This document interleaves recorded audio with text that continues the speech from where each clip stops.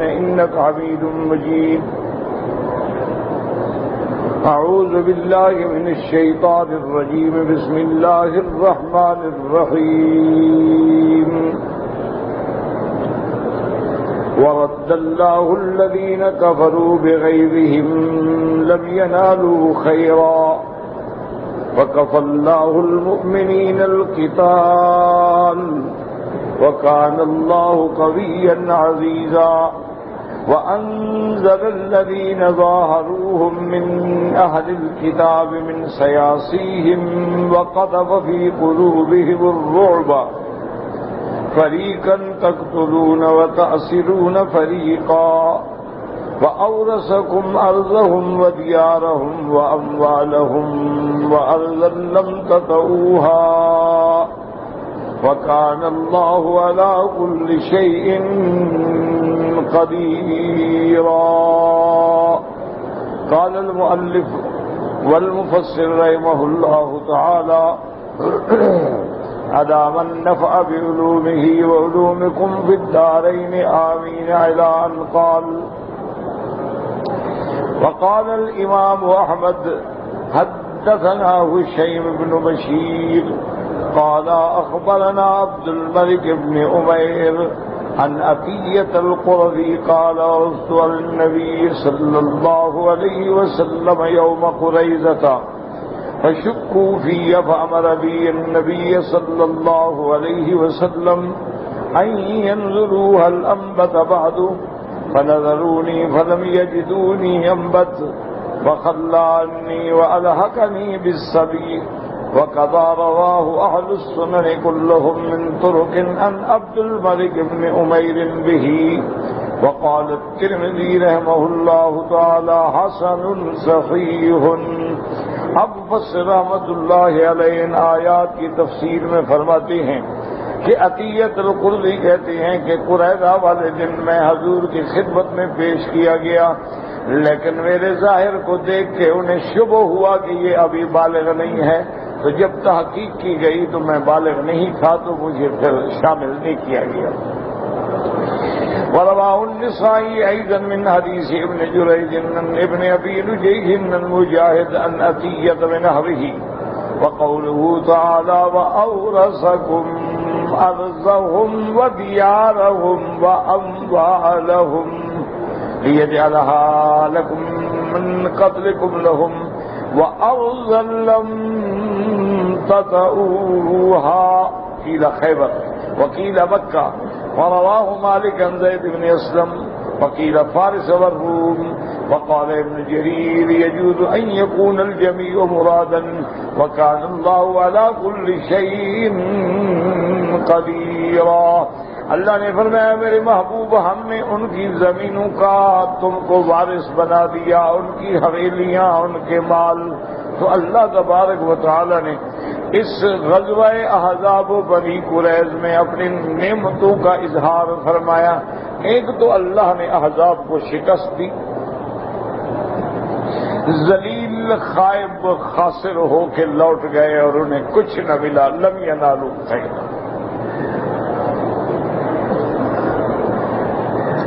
اور دوسرا انعام یہ فرمایا کہ وَكَفَى اللَّهُ الْمُؤْمِنِينَ الْقِتَالَ، کہ اللہ نے مومنوں کو جھگڑے سے اور لڑائی سے اور جنگ سے بھی بچا لیا اور بغیر لڑے فتح ہو گئے. اور دوسری نعمت یہ فرمائی کہ بنو قریظہ جیسی قوت طاقت اور جو اپنے محفوظ قلعوں میں آ کے پناہ پہ اندر داخل ہو کے بیٹھ گئے. وَأَنزَلَ الَّذِينَ ظَاهَرُوهُم مِّنْ أَهْلِ الْكِتَابِ، اللہ نے ان کو بھی قلعوں سے نکالا. یعنی وہ حالانکہ اتنے عزم مصمم کر چکے تھے کہ ان کے سردار نے کعب ابن اسد نے، اسی طرح کعب ابن اشرف، اسی طرح ابی الحقیق، یہ ان کے بڑے لوگ تھے. اور اللہ کی شان یہ ہے کہ دولت میں بھی بڑے تھے، مال میں بھی، جائیداد میں بھی، اور شکل و جمال میں بھی بڑے تھے. لیکن وہ جمال کس کام کا جو اپنے بنانے والے کو بھی نہ مانے، جو اپنے خالق کو نہ پہچانے، تو وہ جمال کس کا؟ تو کعب ابن اسد نے بنو قریظہ کو خطاب کیا اور کہا کہ 3 صورتیں ہیں، ان کے علاوہ کوئی حل نہیں ہے۔ پہلی صورت تو اس نے کہا یہ ہے کہ ہم مسلمان ہو جائیں، اور ہمیں پہلے بھی اپنی کتابوں میں پتا ہے کہ وہ اللہ کا سچا نبی ہے۔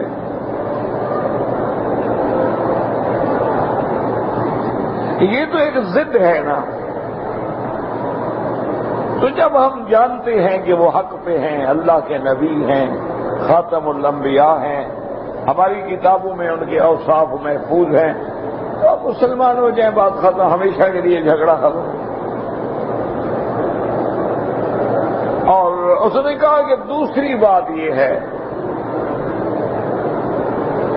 کہ اگر مسلمان نہیں ہوتے ہو تو دوسرا طریقہ یہ ہے کہ ہم اپنے بچوں کو، اپنی جوان لڑکیوں کو، بچیوں کو اپنے ہاتھوں سے قتل کر دیں، تاکہ ہمارے بعد وہ دشمنوں کے ہاتھ میں تو نہ آئے۔ یعنی اتنا غیرت تو کافروں میں بھی تھی۔ یعنی آپ اندازہ کریں کہ کافروں میں بھی اتنی غیرت ہوتی تھی کہ ہماری لڑکی کسی دشمن کے پاس آ جائے۔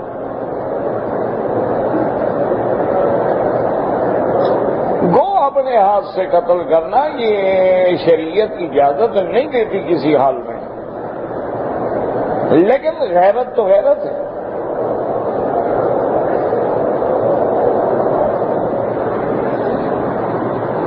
ہمارے اپنے یعنی قوم کے قبیلے کا سردار تھے، اب بھی ان کی اولاد باقی ہے، تو ایک نواب نے ان سے ان کی بیٹی کا رشتہ مانگا۔ اس کو پتہ لگا کہ اس کی بیٹی بڑی خوبصورت ہے،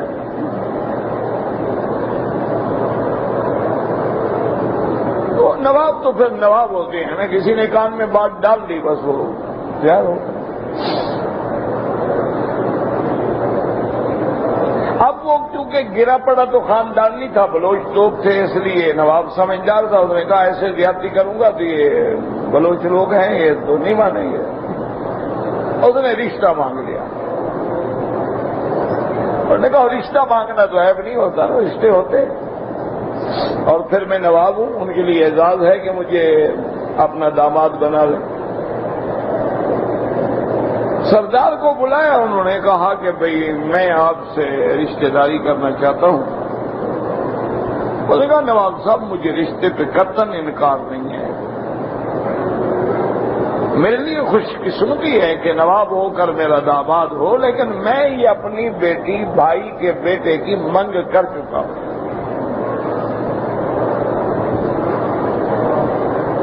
جب یہ میری بچی پیدا ہوئی تھی تو بھائی نے آگے کپڑے ڈال دیے،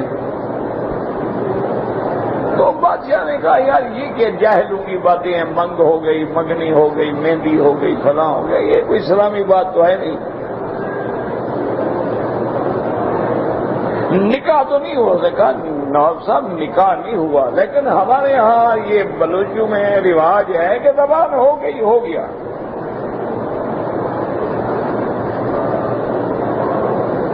اس نے کہا بہرحال آپ سوچ لیں، آپ اچھا نہیں کر رہے انکار کر کے۔ کہا ٹھیک ہے۔ تو سردار صاحب گھر واپس آئے اور اپنی جتنی قبیلے کی خوبصورت لڑکیاں تھیں، نوجوانوں سب کو ایک کنویں پہ کھڑا کر کے تلوار سے سب کو قتل کر کے 70 لڑکی دفن کر دی، اور نواب کو پیغام بھیجا کہ اب ہم لڑنے کے لیے تیار ہیں، لے آئے فوجیاں۔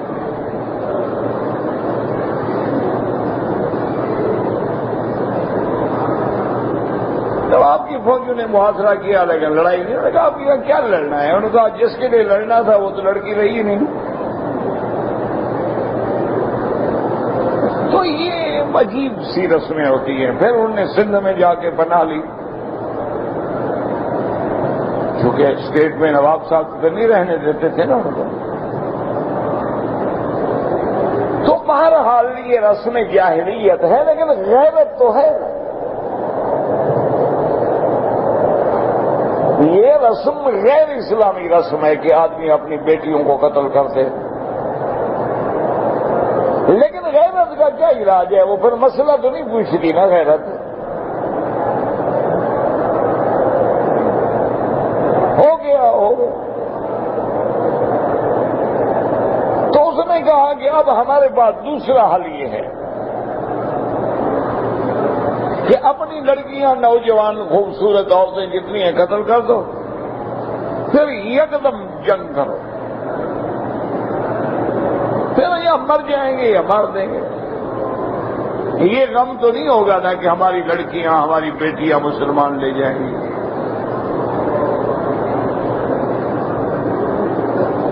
اور تیسری بات یہ ہے، اس نے کہا کہ مسلمان جانتے ہیں کہ یوم السبت جو ہے، ہفتے کا دن جو ہے، وہ ہماری چھٹی کا دن ہے، اس میں ہم کوئی کام نہیں کرتے. تو اس دن مسلمان ہم سے غافل ہو جائیں گے کہ بھی آج تو یوم السبت ہے. اسی دن ہم مسلمانوں پہ حملہ کر دیں. 800 جنگجو ہمارے پاس موجود ہیں، قلعے ہیں، ہمارے پاس ایک محفوظ جائے پناہ ہے. اگر 800 بندہ مسلمانوں پہ یکدم ٹوٹ پڑے تو کب تک ہمارا مقابلہ کریں گے؟ اور جب فیصلہ کر لیا جائے گا یا مرنا ہے یا مارنا ہے.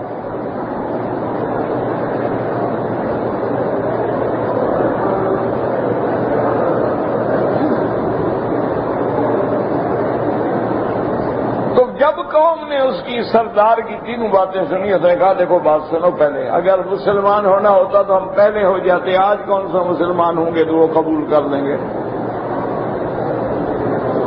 آج تو ہم ڈر سے مسلمان ہو رہے ہیں.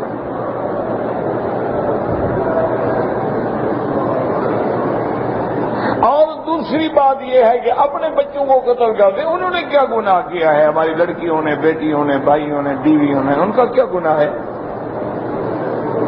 بے وفائی تو تم لوگوں نے کی، حضور کے ساتھ اب معاہدہ کر کے توڑ دیا.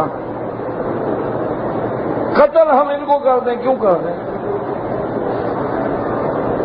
تیسری بات یہ ہے کہ ہفتے والے دن ہم دھوکے سے حملہ کریں، یہ بھی غلط ہے. جب اللہ نے منع کیا تھا، پہلے بھی ہم نے شکار کیا تو کیا نتیجہ نکلا؟ جب مچھلی کے شکار پہ عذاب آ گیا تو بندوں کا شکار کریں گے، اللہ ہمیں معاف کر دیں گے. انہوں نے یہ شرطیں قبول نہیں ہیں، حالات ہیں، دیکھو کیا ہوتا ہے. اب محاصرہ طویل ہوتا جا رہا تھا تو اللہ نے اپنی قدرت سے اسباب پیدا کیے کہ ان کے دلوں میں رعب ڈالا، خوف پیدا کیا، اور انہوں نے خود حضرت سعد کے فیصلے پہ اترنا منظور کر دیا.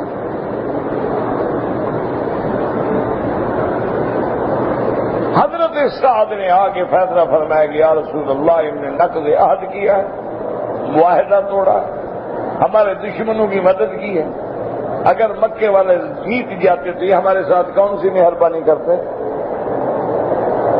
لہذا ان کے جو جوان ہیں، جو لڑنے کے قابل ہیں، سب کو قتل کر دیا جائے، باقی قیدی بنا لے، مال غنیمت. اب وہ خود کہہ چکے تھے کہ ہمیں ان کا فیصلہ قبول ہے، اب کیا کریں؟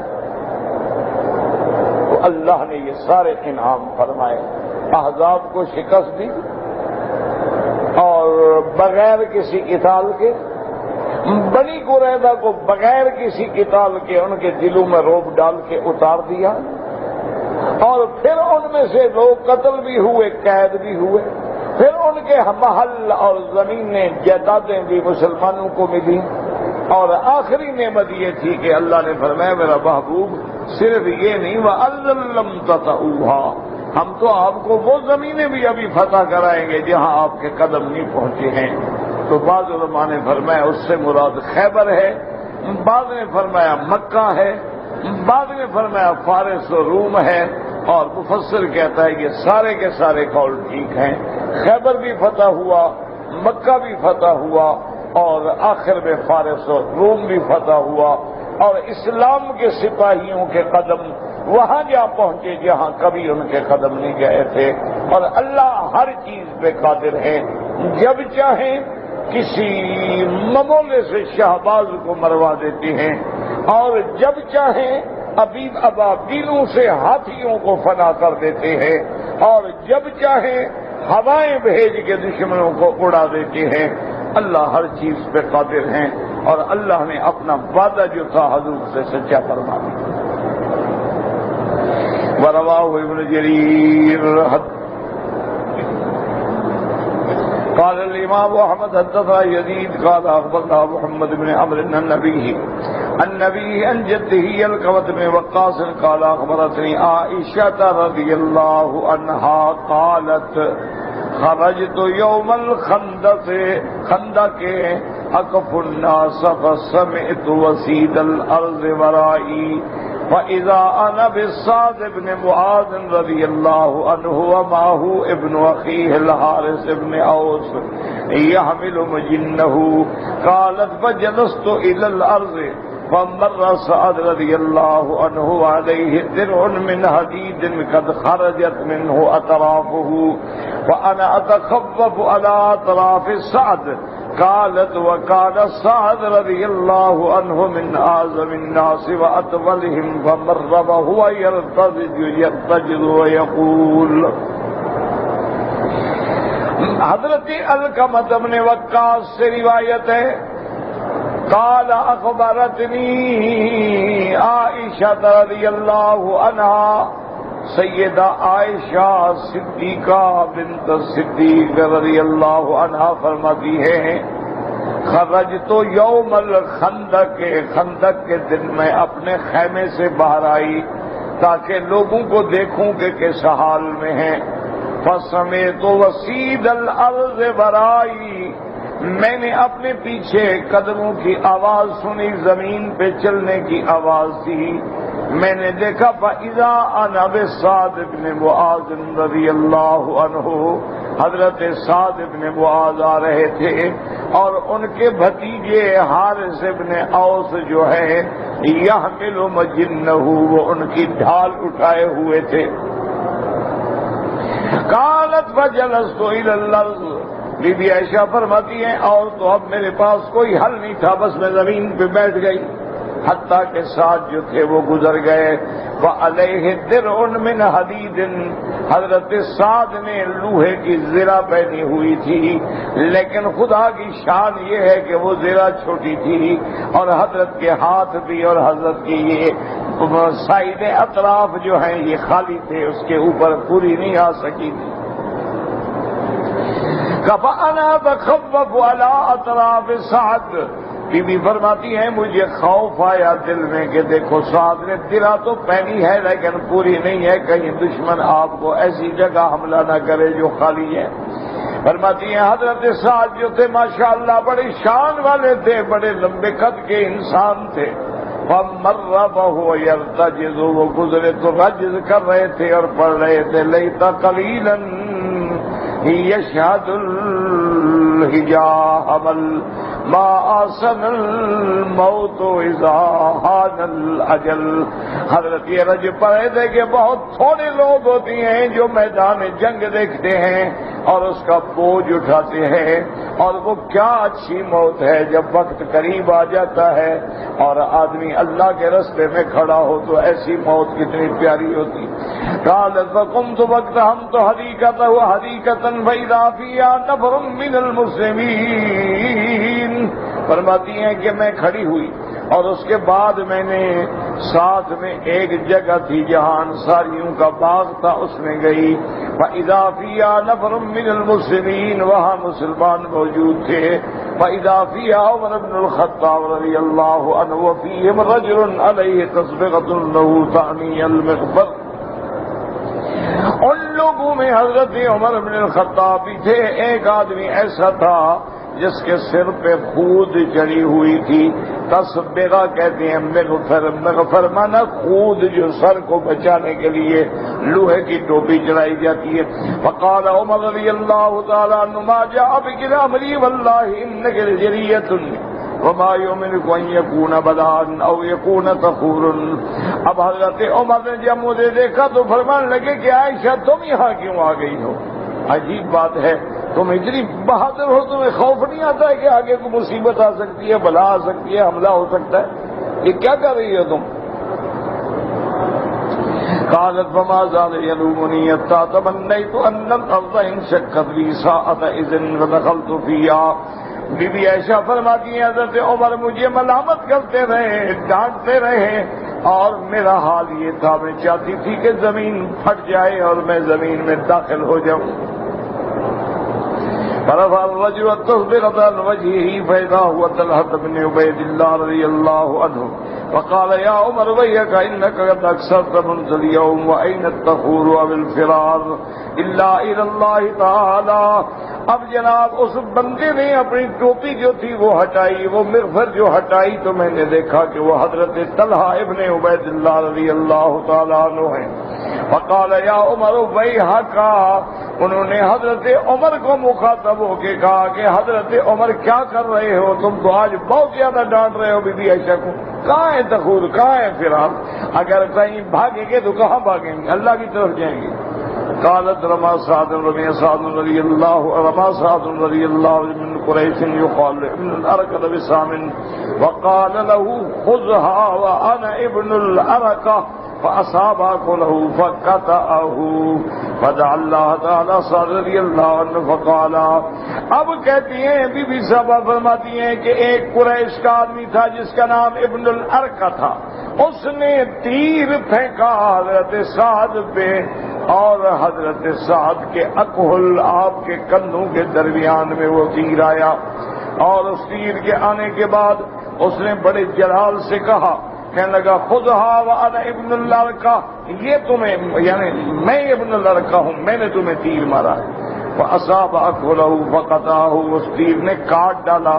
فدعا اللہ تعالی سعد رضی اللہ تعالی عنہ وقال اللہم، اس زخمی حالت میں حضرت سعد نے دعا مانگی، اللہم لا تمتنی حتی تقر عینی من بنی قریظہ، کہ یا اللہ مجھے اس وقت تک موت نہ آئے جب تک میری آنکھیں ٹھنڈی نہ ہوں بنی قریظہ کے بارے میں.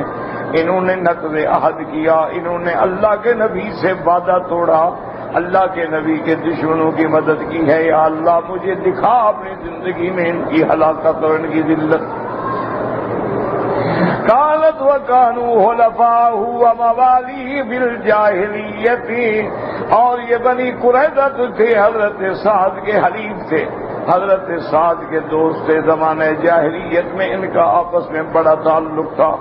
قالت فرقم قال فرق کلمہ بعث اللہ تعالی الریح فرق کلمہ بعث اللہ الریح للمشرکین وکفى اللہ المؤمنین القتال وکان اللہ قویا عزیزا. اب بی بی فرماتی ہیں کہ حضرت کی وہ دعا منظور ہوئی، اللہ تبارک و تعالی نے ہوا بھیجی مشرکوں پہ، اور اللہ نے مومنوں کو جنگ سے بھی بچا لیا. اللہ قوت والے غالب ہیں، قدرت والے ہیں.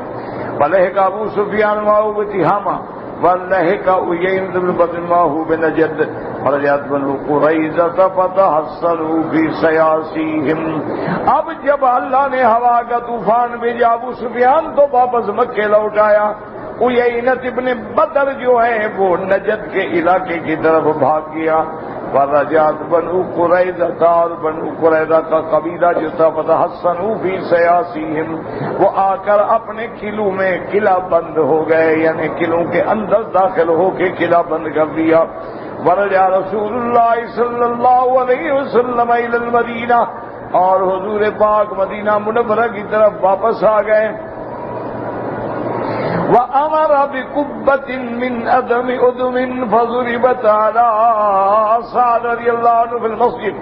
حضور پاک نے حکم دیا کہ مسجد نبی کے اندر ایک خیمہ لگا دو جس میں حضرت سعد کو رکھا جائے. وہ چمڑے کا خیمہ لگایا گیا حضرت سعد رضی اللہ تعالیٰ عنہ کے لیے. قالت فجاءه جبریل علیہ السلام وَإِنَّ عَلَى ثَنَايَاهُ لَنَكَعَ الْغُبَارَ فَقَالَ أَوَقَدْ وَزَعْتَ السِّلَاحَ. اس کے بعد بھی فرماتی ہیں کہ جبریل علیہ السلام حضور کی خدمت میں آئے اور جبریل علیہ السلام پہ غبار کا اثر بھی موجود تھا، یعنی جیسے سفر میں اثر ہوتا ہے غبار کا. اور آ کے سلام کیا اور پوچھا حضور سے وقت وضعت السلاح یا رسول اللہ، حضور آپ نے ہتھیار اتار دیے؟ بیٹھ گئے بس. لا واللہ ما وضعت الملائکۃ بعد والسلاح. لیکن عرض کیا کہ حضور ابھی تک فرشتوں نے تو ہتھیار نہیں اتارے ہیں، ہر فرشتے تو انتظار میں کھڑے ہیں. فرماتے اخرجی الی بنی قریظہ وقاتلہم. حضرت جبریل نے آ کے حکم دیا کہ چلیں بنی قریظہ کی طرف اور ان کے ساتھ جہاد کریں. قالت بل لبث رسول اللہ صلی اللہ علیہ وسلم لامته. اب حضور پاک صلی اللہ علیہ وآلہ وسلم نے اپنا زرہ پوش پہنا. وَأَذَّنَ فِي النَّاسِ بِالرَّحِيلِ. اور لوگوں میں اعلان کرایا کہ اَن يَخْرُجُوا، جلدی کرو چلو. فَمَرَّ، فرماتے ہیں کہ فَمَرَّ عَلَى بَنِي تَمِيمٍ وَهُوَ جِيرَانُ الْمَسْجِدِ فَقَالَ مَنْ مَرَّ بِكُمْ. حضور پاک جب بنو تمیم پہ گزرے، یہ مسجد کے ہمسائے تھے مسجد، آپ نے ان سے پوچھا بھی کوئی گزرا تمہارے ساتھ، کوئی بندہ یہاں سے گزرا ہے؟ انہوں نے کہا دہیۃ الکلبی گزرے ہیں. قالوا مر بنا دہیۃ الکلبی وکان دہیۃ الکلبی یشبہ دہیۃ وسنہ وجہ جبریل علیہ السلام. حضرت دہیہ بھی حضور کے ان صحابہ میں ہیں جو جمال میں حسن میں کمال رکھتے تھے، حتیٰ کہ جبریل بھی ان کی شکل میں آتے تھے. جبریل علیہ السلام کی شکل پھر ان سے ملتی تھی. فاطمہ رسول اللہ صلی اللہ علیہ وسلم 25 لیلۃ. حضور پاک آئے، بنی قریظہ کا محاصرہ کیا اور یہ محاصرہ 25 راتوں تک رہا. فلما اشتد إزارهم واشتد البلاء قيل لهم انزلوا على حكم رسول الله. اب حضور پاک نے ان سے کہا کہ بھائی تم اتر آؤ نیچے حضور کے حکم پر، جو حضور فیصلہ کریں قبول کرو. انہوں نے حضور کے صحابی ہیں ابا لبابہ بن عبد المنذر، ان سے پوچھا کہ ابا لبابہ اگر ہم حضور کے کہنے پہ قلعے سے نکل آئیں تو تمہیں کیا خیال ہے، حضور کیا فیصلہ کریں گے؟ اس نے کہا حضور تو قتل کا فیصلہ کریں گے اور کیا کریں گے. وہ جوش میں آگے کہہ بیٹھے، ان کا بھی اصل میں تعلق تھا.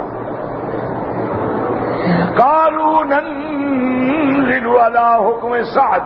انہوں نے کہا ہم حضور کے حکم پہ تو نہیں اترتے، لیکن اگر حضرت سعد بن معاذ ہمیں حکم کریں تو ہم اتر آئیں گے ان کے فیصلے پر. فقال رسول اللہ صلی اللہ علیہ وسلم سعد بن معاذ. حضرت نے فرمایا چلو تمہارے ہمارے درمیان فیصلہ سعد کریں گے. فنزلوا وبعث رسول اللہ صلی اللہ علیہ وسلم الى سعد بن معاذ رضی اللہ تعالیٰ عنہ. حضور پاک نے حضرت سعد کی طرف آدمی بھیجا، چونکہ آپ تو زخمی تھے اور آپ مسجد کے خیمے کے اندر موجود تھے. کہتے ہیں فأتى به على حمار عليه إكاف من ليف قد حمل عليه وحف به قومه. حضرت سعد کو ایک گدھا پہ بٹھا کے لایا گیا اور آپ کے بیٹھنے کے لیے جو اوپر ڈالا گیا تھا وہ بھی لیف تھی، یعنی یہ جو کھجور کا رواں ہوتا ہے نا اس کی بنی ہوئی. کہتے ہیں وحف به قومه. حضرت سعد کی قوم کے لوگ جو تھے وہ آپ کے ارد گرد اکٹھے ہو گئے. انہوں نے کہا یا ابا امر حلفاؤک وموالیک وَأَهْلِ الْكِتَابِ مَنْ قَدْ عَلِمْتَ. وہ کہنے لگے کہ معاذ ابا امر آپ کی کنیت ہے، بنی قریظہ جیسے بھی ہیں لیکن پرانے ہمارے دوست ہیں، حلیف ہیں، موالی ہیں، اور پھر کچھ بھی ہو مشرکین سے تو بہتر ہے اہل کتاب ہیں. مہربانی کر کے نرم فیصلہ کرنا. قالت فلا يرجع إليهم شيئا ولا يلتفت إليهم. حضرت سعد نے کوئی جواب نہ دیا بلکہ اپنے قوم کے بندوں کی طرف دیکھا بھی نہیں. حتى إذا دنا من دونهم التفت إلى قومه فقال قد آن لي ألا أبالي في الله لومة لائم. اب جب آ گئے فلما جب من دورہم جب بنی قریظہ کے محلوں کے قریب پہنچے حضرت سعد اب اپنی قوم کو خطاب کر کے کہا کہ میری بھائیو یاد رکھو آج وہ دن ہے دعا کرو کہ اللہ کے سوا مجھے کسی کا ڈر نہ ہو میں اللہ کے حکم پہ فیصلہ کروں. قال ابو سعید فلما ترى قال رسول اللہ صلی اللہ علیہ وسلم قوموا الى سیدکم فانزلوه. جب حضور کو نظر آئے سعد حضور نے صحابہ کو حکم دیا کہ اٹھو. حضرت سعد رضی اللہ تعالی عنہ کا خیال رکھو. بعض علماء فرماتے ہیں کہ یہ حکم ان کی تشریف تعظیم کے لیے تھا تو اگر تعظیم کے لیے کسی کے لیے کھڑا ہوا جائے تو جائز ہے لیکن علماء کہتے ہیں شرط یہ ہے کہ جس کے لیے آپ کھڑے ہوتے ہوں اس کے دل میں کوئی تکبر پیدا نہ ہو یعنی کھڑے ہوئے ہو گئے نہیں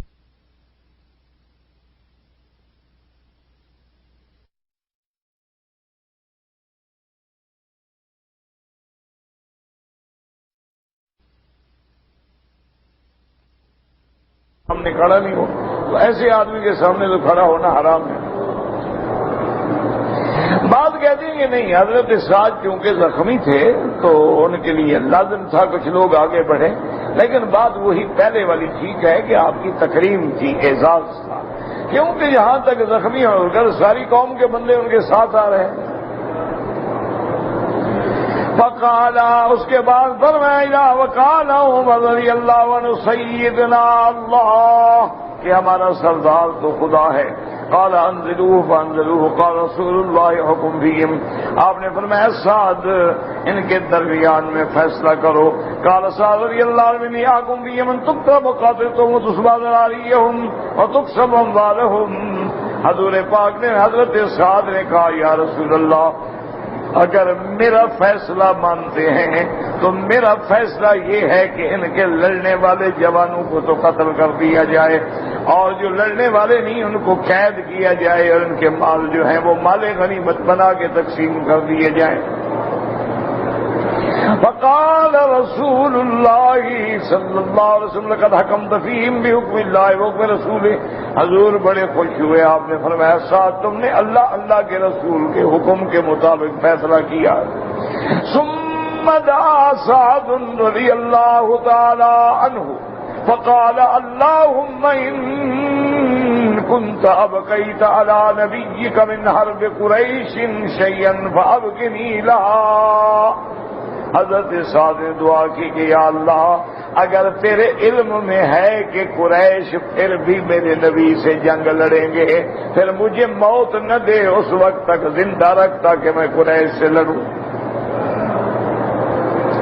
وَإِن كُنتَ قَطَعْتَ الْحَرْبَ بَيْنَهُ وَبَيْنَهُمْ اور اگر آپ نے فیصلہ کر لیا ہے کہ اب جنگ نہیں ہوگی فَقْبِضْنِي میرا اللہ پھر میری روح قبض کر لے مجھے اپنی طرف بلا لے اب مجھے زندہ رہنے کا کوئی شوق نہیں. قال فرماتی ہیں جناب کہ اللہم قال فانفجر کلمہ وکان قد برئ منہ الا مثل الخرس. زخم چھوٹا سا باقی رہ گیا تھا لیکن دعا مانگنے سے یکدم زخم پھٹ گیا اور حضرت سعد شہید ہو گئے. ورجع إلى قبته الذي ضرب عليه رسول الله صلى الله عليه وسلم. قالت عائشة رضي الله عنها فحضره رسول الله وأبو بكر وعمر رضي الله عنهما. آپ واپس اپنے اسی خیمے میں آ گئے حتیٰ کہ حضور آئے ابو بکر عمر بھی آئے عیادت کے لیے. قالت فوالذي نفس محمد بيده إني لا أعرف بكاء أبي بكر رضي الله عنه من بكاء عمر رضي الله عنه وأنا في حجرتي. حضرت ابو بکر رونے لگ گئے حضرت عمر بھی رونے لگ گئے اس کی حالت کو دیکھ کے. بی بی عائشہ فرماتی ہیں خدا کی قسم ہے میں دونوں کے رونے کی آواز کے فرق سے پہچان رہی تھی کہ یہ ابو بکر کی آواز ہے اور یہ عمر کی آواز ہے. وَقَالُوا كَمَا قَالَ اللَّهُ تَعَالَى رُحَمَاءُ بَيْنَهُمْ. بی بی فرماتی ہے سچی بات ہے اللہ نے جو فرمایا کہ میرے مدنی کے صحابہ آپس میں ایک دوسرے کے ساتھ مہربان ہیں. دیکھیں گے ساتھ کے لیے رو رہے ہیں، ابو بکر بھی رو رہے ہیں، عمر بھی رو رہے ہیں. قال الكم فقلت ايما فكان رسول الله صلى الله عليه وسلم كانت عينه لا تدمع على احد ولكنه كان اذا وجد فانما هو آخذ بلحيته. حضرت علقمہ نے پوچھا کہ اما عائشہ حضور کے بارے میں بتائیں. ابو بکر عمر تو رو رہے تھے. بی بی فرماتی حضور کے آنسو تو نہیں نکلے، لیکن حضور کو جب زیادہ شدید غم ہوتا تھا تو آپ داڑھی مبارک پکڑ کے بیٹھ جاتے تھے، تو یہ علامت ہوتی تھی کہ حضور کو بہت زیادہ غم ہے. وقد اخرج البخاری ومسلم من حدیث عبد اللہ بن نمیر عن هشام بن عروة النبي عن عائشة رضي الله عنها نحوا من هذا ولكنه أكثر في دعاء سعد رضي الله تعالى عنه. اب امام مفسر ابن کثیر فرماتے ہیں کہ حضرت امام بخاری نے، امام مسلم نے عبداللہ ابن نمیر عن ہشام بن عروة النبی عن عائشہ سے روایت کی ہے تقریباً، لیکن وہ روایت جو ہے اس روایت سے مختصر ہے اور اس میں بھی حضرت سعد کی دعا کا ذکر ہے. واللہ اعلم. اللہم صلی علی سیدنا محمد.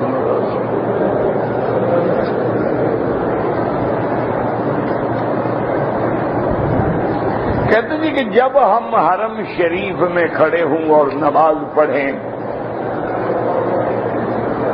تو حالت نماز میں ہم کعبۃ اللہ پہ نظر رکھیں نہیں، افضل یہ ہے کہ سجدے کی جگہ پہ نظر رکھیں.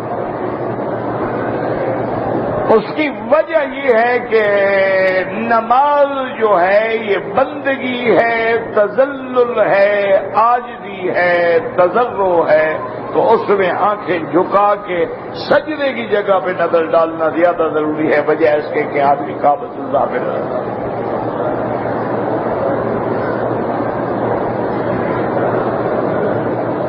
حرم شریف ہو یا غیر حرم ہو، جب بھی مؤذن اذان کہے اور کہے حی علی الصلاۃ حی علی الفلاح تو آپ کہیں گے لا حول ولا قوت الا باللہ. یہ کوئی قید نہیں کہ حرم میں کچھ اور کہو اور کسی اور جگہ اور کہو، کوئی حکم ہر جگہ ہے کہ جب مؤذن اذان کہے قولوا کما یقول المؤذن، جیسے مؤذن کہے تم وہی کہو. لیکن حوقلہ میں جب مؤذن کہے حی علی الصلاۃ تو آپ یہ نہ کہیں حی علی الصلاۃ، کیونکہ اس میں ایک قسم کا یعنی تمسخر بنتا ہے کہ اس نے کہا کہ اٹھو نماز کے، آپ بھی کہ اٹھو نماز کے لیے، اس لیے حکم ہو کہو کہ لا حول ولا قوت. ہماری کیا طاقت ہے، اللہ اٹھائیں گے تو اٹھیں گے.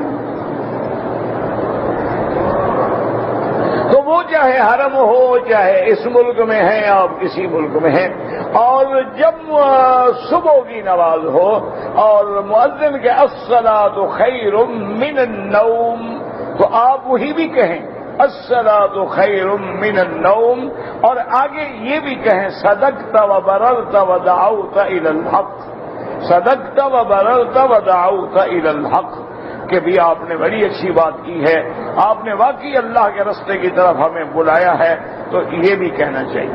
اور جب مؤذن ختم کر لے اذان اور انتہا ہو جائے اللہ اکبر لا الہ الا اللہ، تو اب روایات میں ہے کہ آپ بھی کہیں کہ وَأَنَا أَشْهَدُ أَن لَّا إِلَٰهَ إِلَّا اللَّهُ وَأَنَّ مُحَمَّدًا رَّسُولُ اللَّهِ اللهم صل على محمد وعلى آل محمد كما صليت على إبراهيم وعلى آل إبراهيم في العالمين إنك حميد مجيد. اللهم رب هذه الدعوة التامة والصلاة القائمة آت محمد الوسيلة وابعث مقاما محمودا الذي وعدته انك لا تخلف الميعاد. اور بعض روایات میں ہے اگر اللہ کرے یاد رہے رضینا باللہ ربا وبالاسلام دینا وبمحمد صلی اللہ علیہ وسلم نبیا. تو یہ طریقہ ہے سنت کے مطابق اذان کا. یہ جو اذان کے بعد صلاۃ والسلام پڑھتے ہیں یا پہلے پڑھتے ہیں وہ بدعات ہیں، اس کا قرآن و سنت سے کوئی تعلق نہیں.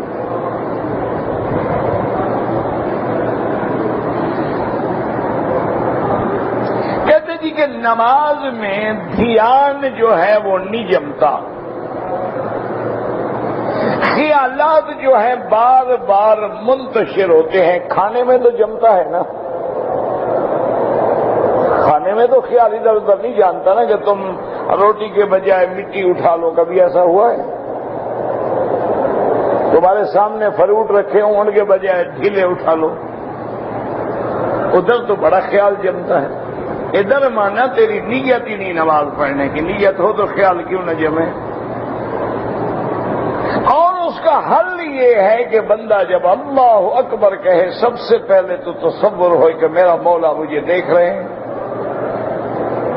اس کے بعد جو الفاظ ہیں ان کے ایک ایک لفظ پہ غور کرو. سبحانک اللہم وبحمدک وتبارک اسمک وتعالی جدک ولا الہ غیرک. ایک ایک لفظ پہ غور. جب آپ ادھر غور کریں گے دوسری طرف خیالات جا ہی نہیں سکتے. یہ تو ہو نہیں سکتا کہ ایک انسان کے اندر دو دل ہوں. جب امام بھی پڑھ رہے ہیں الحمدللہ رب العالمین، آپ کا اس طرف غور ہو پورا کہ امام کی زبان سے کیا لفظ نکلے. آپ رکوع میں ہیں تو پوری توجہ ہو کہ میں رکوع میں گیا ہوں تو اب میں کیا کہہ رہا ہوں. سبحان ربی العظیم، سبحان ربی العظیم. جب اس پہ آپ غور کریں گے 2-4 دن کی محنت سے دیکھیں دل لگتا ہے کہ نہیں لگتا.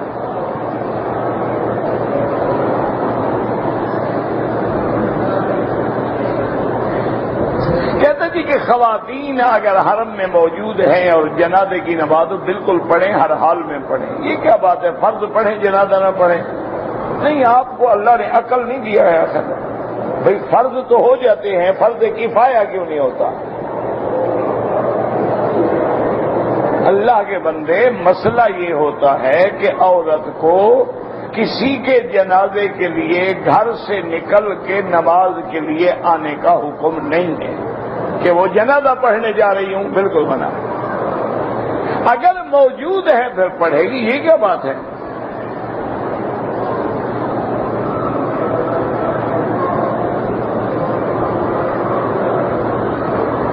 کہتے جی کہ آج کل چونکہ بے انتہا ازدحام ہے، طواف کرنے میں عورتوں کی بے حرمتی ہوتی ہے. میرا بھائی تو ضروری نہیں، طواف نفلی عبادت ہے، فرض تو ہے نہیں. تو عورتیں طواف نہ کریں، بیٹھ کے قرآن پڑھتی رہیں، بیٹھ کے تلاوت کرتی رہیں، نفل پڑھتی رہیں، کعبۃ اللہ کو دیکھتی رہیں. اور ان اوقات میں طواف کریں جب کم سے کم رش ہو اور باہر پھریں تاکہ ان کی جان جو ہے بچے کسی کے ہاتھ لگنے سے.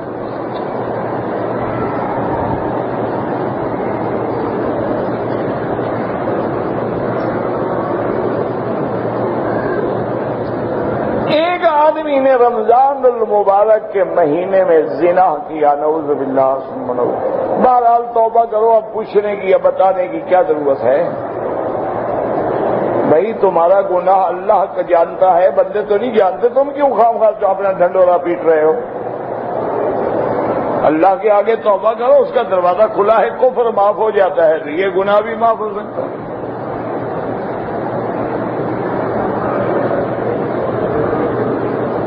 میری خالہ بے اولاد ہے، اللہ جتنے بے اولاد ہیں سب کو صاحب اولاد بنا، اور سب کی اولادیں جو ہیں ان کو صالح بنا، اور جن کے گھروں میں جوان بچیاں ہیں اللہ ان کے رشتوں کے مستقبل آسان فرما.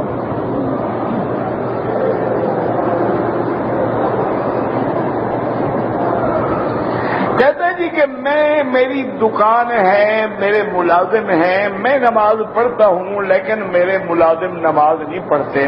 آپ ذمہ دار ہیں قیامت میں؟ کلکم مسئول عن رعیتہ، اگر تمہاری مل ہے، فیکٹری ہے، اس میں 3000 ملازم ہیں، نماز نہیں پڑھتا، ان 3000 کے جوتے جو ہیں قیامت میں تمہیں پڑیں گے انشاءاللہ۔ تم ذمہ دار ہو ان کے نماز پڑھنے، نہ پڑھنے کا کیا مطلب ہے؟ ڈیوٹی کرتے ہیں، مشینیں چلاتے ہیں، مزدوری کرتے ہیں، تیرے کہنے میں نماز نہیں پڑھتے، یہ کوئی بات ہے؟ ان کو پتہ ہے کہ بھئی وہ اس معاملے میں سختی نہیں کرتے، آپ کہیں گے نماز پڑھو یا نکل جاؤ، بات ختم ہوگی۔ دیکھیں پڑھتے ہیں کہ نہیں پڑھتے؟ جس آدمی کی تنخواہ لگی ہوئی ہے اس کو آپ کہیں کہ جناب کل سے نماز پابندی سے پڑھو ورنہ چھٹی۔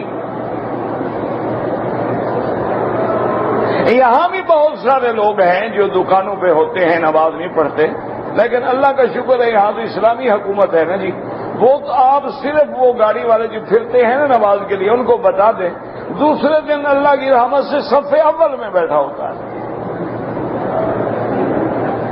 وہ ایک دفعہ لے جاتے ہیں، تعاہد لکھواتے ہیں بھی آئندہ نماز نہیں چھوڑوں گا، چھوڑ دیتے ہیں، پھر دوسرے دفعہ دیکھیں گے نہیں پڑھ رہا تو پھر بھی تعاہد لکھ، تیسرے دفعہ اللہ کی رحمت سے الٹا لٹکا دیتے ہیں، جب تک ٹھیک نہیں ہوتا کھڑا رہتا ہے۔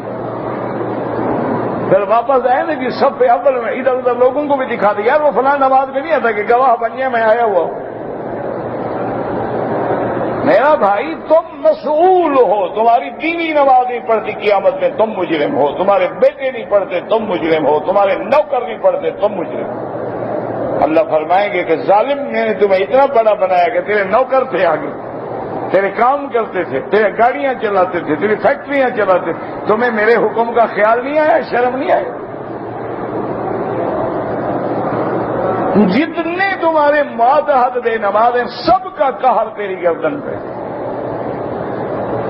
یا ان کو چھٹی کر دو، ایک نوٹس دے دو کہ بھائی یا نماز پڑھو یا السلام علیکم، اللہ مجھے نماز والے دے دے گا۔ اور دوسری بات یاد رکھو کہ ہم جب کسی کو نوکری دیتے ہیں تو سرٹیفکیٹ دیکھتے ہیں، ایم اے ہے، بی اے ہے، ایم بی اے ہے، ایم ایس سی ہے، انجینئر کیا ہے، تجربہ دیکھتے ہیں، سب کا جہاں جہاں کام کیا ہے ان کے سرٹیفکیٹ مانگتے ہیں، لیکن یہ نہیں پوچھتے کہ جناب نماز بھی پڑھتے ہیں آپ؟ وہ اللہ کے بندے، جو خدا کا غدار ہے وہ تیرا کیسے وفادار ہے؟ جو بندہ نماز نہیں پڑھتا وہ اللہ کا غدار ہے، تیرا وفادار کہاں سے ہے؟ اور ایک دن انہی کی نحوست جو ہے تیرے کاروبار کو بھی لے ڈوبے گی۔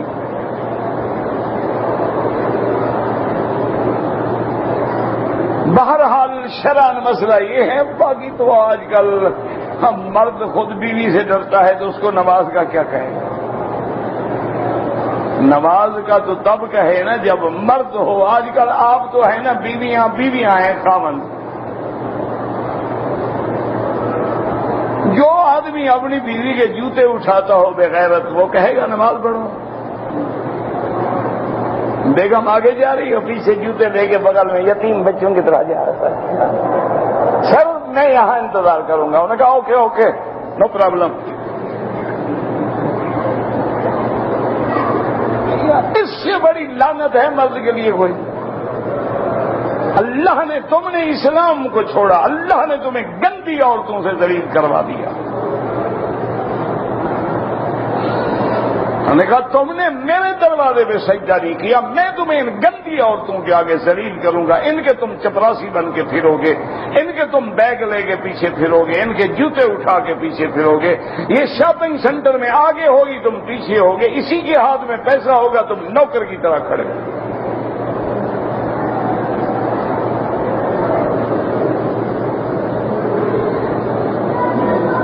کہتے ہیں جی کہ ایک آدمی 10 میں پان کھا رہا تھا، اللہ ہدایت دے، اور کیا کر سکتے ہیں؟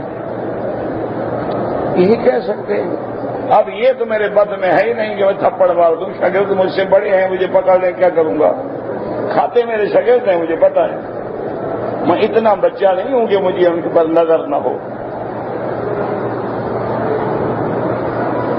حاجی کہاں سے پان کھائے گا؟ اس کو تو مل ہی نہیں سکتا۔ یہ پرانے پاپی جو ہیں وہ ڈھونڈ لیتے ہیں۔ نمازوں کی سنتیں اگر اونچی آواز میں پڑھیں کوئی حرج نہیں، شرط یہ ہے کہ دوسرا ڈسٹرب نہ ہو۔ اگر آپ اکیلے کھڑے ہیں کوئی حرج، زور سے پڑھتے ہیں، ہنستا پڑھتے ہیں۔ عصر کے بعد طواف کریں تو امام ابو حنیفہ رحمت اللہ علیہ کے نزدیک 2 رکعت مغرب کے بعد پڑھیں۔ باقی امام احمد بن حنبل رحمت اللہ علیہ جن کی یہاں فقہ چلتی ہے، ان کے نزدیک اجازت ہے، جب چاہو طواف کرو، جب چاہو پڑھ لو۔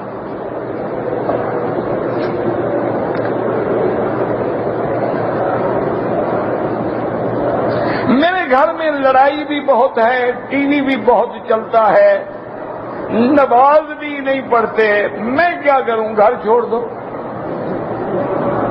آسان حل۔ صحابہ نے گھر نہیں چھوڑے، حضور پاک نے مکہ نہیں چھوڑا، نہیں مکے سے زیادہ کو بہتر گھر ہے کہ حضور کھڑے رو رہے ہیں کہ واللہ ہے، مجھے اللہ کی قسم ہے، میری قوم مجبور نہ کرتی، میں تمہیں کبھی چھوڑتا نہیں۔ چھوڑ دو، جہاں شر ہے، جہاں فتنہ ہے چھوڑ دو، چپ کر کے الگ بیٹھ جاؤ۔ نہیں مانتے ان کو، ٹھیک ہے جی تم جانو، گھر جانے، السلام علیکم میں جا رہا ہوں۔ 1 مہینہ تو خرچہ کریں، دیکھیں آتے ہیں، پاؤں پڑتے ہیں کہ نہیں۔ ان کو پتا ہے کہ کھانا مل رہا ہے، پیسہ مل رہا ہے، نخرے سارے ہمارے پورے ہو رہے ہیں، پھر وہ جناب کی بات کیوں مانیں گی؟ پاگل ہو گئے ہیں۔ آپ ہر چیز بند کر دیں گے، السلام علیکم ہم جا رہے ہیں۔ 1 مہینہ تو دیکھو ٹھیک ہوتے ہیں کہ نہیں ہوتے۔ کہ جی خرچہ ہونے کا، جی اپنا کماؤ کھاؤ، جب میرا کہنا نہیں مانتے میں کیا کروں؟ تم اللہ کے غدار ہو، میں اللہ کے غداروں کو پالنے کے لیے تو نہیں پیدا ہوا۔ نماز میں خشوع خضوع پیدا نہیں ہوتا، وہی ہے نماز کے الفاظ میں غور کرو۔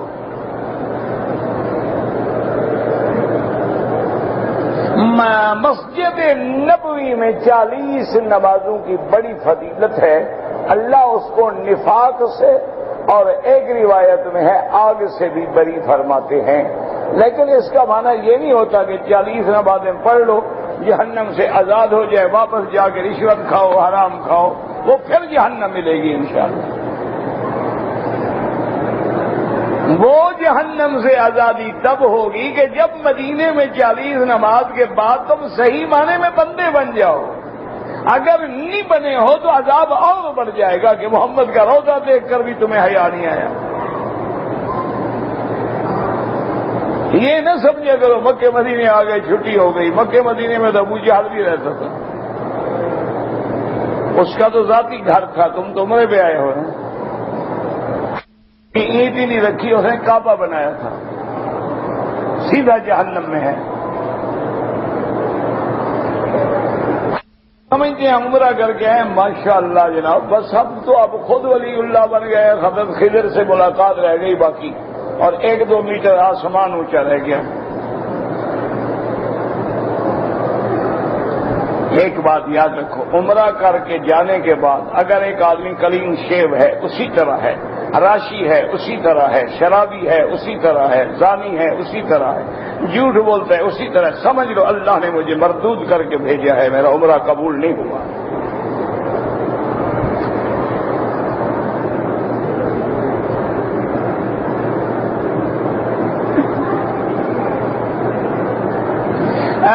میری بچیاں کالج میں پڑھتی ہیں اور ایک پیریڈ جو ہے وہ مرد پڑھاتا ہے، بہرحال اگر کوئی مجبوری ہے تو بچیوں سے کہیں پردہ ڈال کے بیٹھی رہیں۔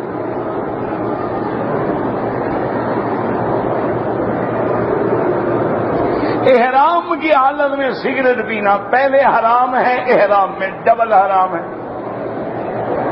تم نے پہلے کون سا چھوڑ دیا ہے کہ احرام میں چھوڑ دو گے؟ ایسے مسئلے پوچھتے ہو بلا وجہ اپنے آپ کو گناہ گار کرتے ہو۔ تمہیں پتا ہے کہ ہم احرام لبیک بھی پڑھیں گے، سگریٹ کا کش بھی لگائیں گے ماشاءاللہ، کہ یا اللہ آ گئے تیرے نافرمان میدان میں، کر کیا کرتا ہے؟ حضور کے روضے کے نیچے کھڑا سگریٹ پی رہا۔ بھائی حد ہو گئی ہماری، چھوڑو ان باتوں کو، بس دعا کرو، بس اللہ اپنے عذاب اٹھا دے، بس دعا کرو۔ وہ ارحم الراحمین ہے، ورنہ ہم بربادی کے کنارے پہ پہنچ گئے۔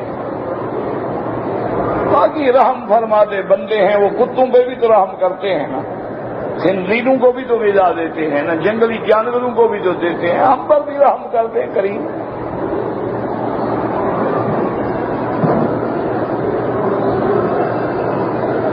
انسان کو نظر کیسے لگ جاتی ہے؟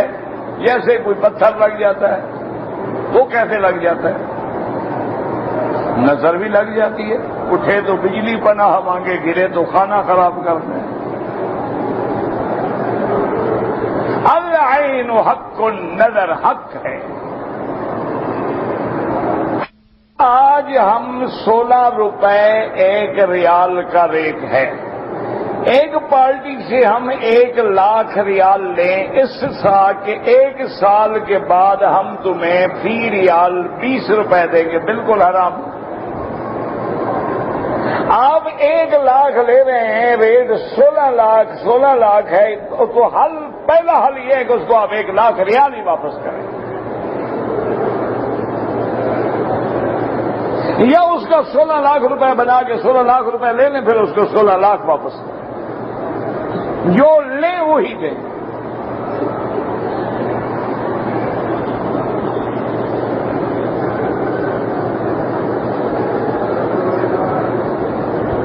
کہتے جی کہ اگر بھیک مانگنے والا گھوڑے پہ بھی آئے، مانا یہ ہوتا ہے کہ سائل کو جھڑکو نہیں، باقی جو تندرست ہیں ان کو دینا تو فائدہ نہیں ہے، ان کو تو الٹا مدد کا۔ وہ ایک ہے کہ اما سائل فلا تنہر، کے سائل کو جھڑکو نہیں، طریقے سے بات کر لو بھی اللہ کریم، اللہ پاک آپ کو بھی دے، اللہ ہمیں بھی دے، اللہ ہر بیمار کو شفا عطا فرما۔ سورج نکلنے کے 20 منٹ کے بعد نماز کا وقت ہوتا ہے۔ کہتے جی کہ آج کل ہمیں جہاد اور دہشت گردی میں فرق کرنا مشکل ہو گیا ہے۔ کوئی مشکل نہیں ہوگی، قطعاً مشکل نہیں۔ اگر آپ اپنے ذاتی مفاد کے لیے لڑ رہے ہیں یہ فساد ہے، اگر آپ اللہ کے دین کی سر بلندی کے لیے لڑ رہے ہیں یہ جہاد ہے، کوئی مشکل نہیں۔ اگر آپ اپنے ملک کو دشمن سے آزاد کرانے کے لیے لڑ رہے ہیں جہاد ہے، جیسے فلسطین میں ہو رہا ہے جہاد ہے، کشمیر میں ہو رہا ہے جہاد ہے۔ وہ کیا چاہتے ہیں کہ مسلمانوں کا علاقہ خالی کرو، کیوں ہماری عزتوں کے دشمن بنے بیٹھے ہو؟ من قتل دون مالہ وعرضہ فہو شہید، وہ شہید ہوتا۔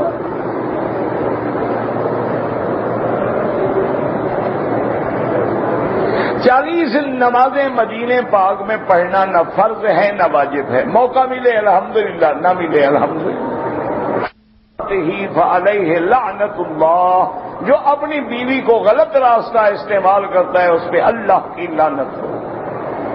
باقی تمہاری مرضی، فلمیں دیکھو اور ہر وہ کام کرو جو انگریز کرتا ہے، فلمیں زیادہ سے زیادہ دیکھو، بیوی کو بھی دکھاؤ اچھی طرح سے، انشاءاللہ بہت جلدی، مہینے 2 مہینے میں نکل جائے گی گھر سے انشاءاللہ۔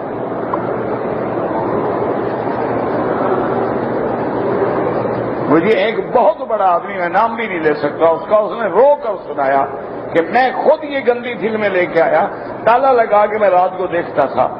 ایک دن میں گھر سے چلا گیا، واپس آیا تو میرے نوکر کے ساتھ میری بیوی فلم چل رہی تھی، وہی کچھ کر رہے تھے جو فلم میں ہو رہا تھا۔ انہوں نے کہا میں نے دونوں کو مار دیا اور خود بھاگا ہوا، انجام گھر برباد ہو گیا۔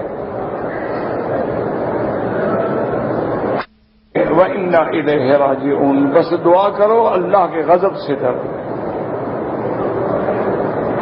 نے فون کیا کہ میرا خاوند مجھے کہتا ہے مجھے غلط راستہ استعمال کرنے دو، میں منع کرتی ہوں، کہتا ہے میں طلاق دیتا ہوں، مسئلہ بتائیں میں کیا کروں۔